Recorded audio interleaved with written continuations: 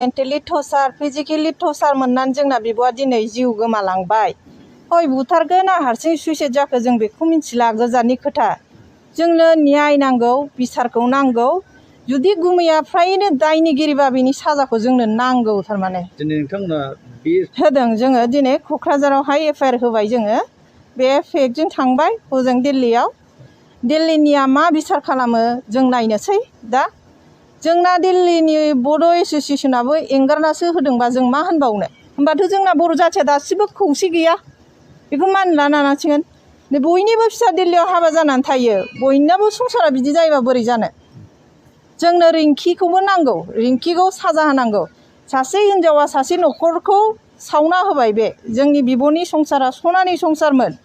बिसोरो साधारन देहानि लुगैनायखौ सुफुंनो थाखाय दिनै बिब'खौबो जिउ गोमानांनायनि बायद'आव गोलैबाय आरो। जोंनो दा न्याय नांगौ। दङ गुमैजों रिंकिजों मोजां मोनलायनाया आजि 5-6 बोसोर जाबाय। बेखौ हायैनि हिनजाव मानसिया फिसायखौ राननानै रावबो लानो हाया।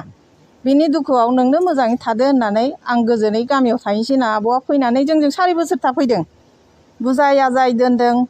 नै दाखालि 23 एप्रिलावहाय बिसोरो बिफा फिसा लोगो नांनानै फिसाजो उन्दैखौ क'क्राझाराव हगार हरनानै आब'खौ लानानै थांदों बिसोरो एकाउन्ट खुलिनो होननानै। 1 मान्थनि उनाव दोनफैफिननो गोनाङा दोनफैयासै बिसोरो।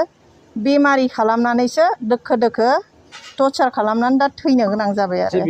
पुलिस आं एड्रेसखौ मोजां मिथिया। नैबे माबानि मनिकानि आसल फंबाय बे। नोंथाङा मा बुङो जे बिथांमोना दिल्लीनि सहराव थायोमोन आरो मा मावोमोन? बिसोर फार्स्टआवथ' दिल्लीयाव निउ दिल्ली फाहारगन्ज पुलिस कल'नियाव थायोमोन। बिनि उनाव दाखालि आंनि बिब'आ थांनाय लोगो लोगो न'आ ट्रेन्सफार जादों। गावसिनि फ्लाइटआव थाहैदों बिसोर। बिनि गेजेरावनो घटनाया जाहैदों आरोखि। जानायनि घटनाया जाहैबाय जे दिन समाव 4 बोसोर आंनाव थादोंमोन बियो आंजोंनो दंमोन। न'खरावनो जोंनि बाहाय बाहागि जयै दंमोन आरोखि। ओमफ्राय थांनायनि सप्ता खनसेनि गेजेराव आं फन खालामदों बेनो। दे आब' मोरै दं? माबायदियै दं होननानै खोन्थाहरदों आंनो आब'आ। दङ मोजाङै फंबाय, माखासे गाज्रि मोजां खोथाखौलाय नोंजों मा रायज्लायनो, आब' मोना मिथिगौ होननानै बुंहरदों आरोखि। ओमफ्राय दे जाबाय होनबालाय आब' मोजाङै था। ओमफ्राय बिदि थांनानै आंहा हिनजाव दं सासे, आंनि हिनजावनोबो फन हरो, रायज्लायो मोजां गाज्रि। ओमफ्राय बिनि उनाव घटनाया फैदों। फन हरदों आंनो आब'आ।